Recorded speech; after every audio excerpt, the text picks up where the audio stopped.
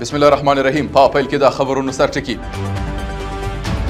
په استانبول کې د اسلامي همکارۍ د سازمان د بهرنیو چارو د وزیرانو د غونډې په څنډه کې د مولوي امیر خان متقي سفر، د راستنېدونکو د ژغورلو په موخه تورخم ته د نړیوال سازمان روغتیایي استازو سفر، او د امنیت شورا درېیمه بیړنۍ غونډه په ایران باندې د امریکا د بریدونو د څپو په اړه کیږي.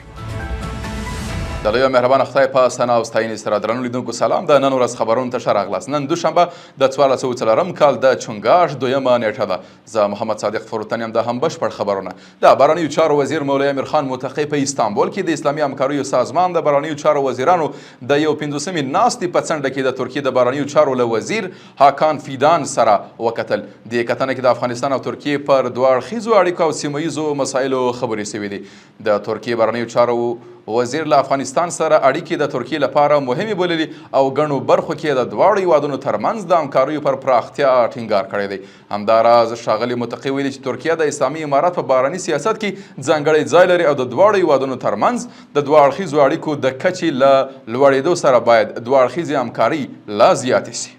د روغتیا نړیوال سازمان یا WHO استازو د راستنېدونکو کډوالو د روغتیایي وضعیت ارزونې په موخه تورخم ته سفر کړی دی. د یاد سازمان استازو راستنېدونکو کډوالو ته د روغتیایي خدمتونو د زیاتوالي ډاډ ورکړی او ویلي دي چې ښځو او ماشومانو ته په لومړیتوب ورکړل سي. افغانستان کې د یاد سازمان دفتر وایي چې دغه سفر د روغتیایي اړتیاو د پیژندلو او له روغتیایي همکارانو سره د همغږۍ لا پیاوړتیا په موخه سوی دی.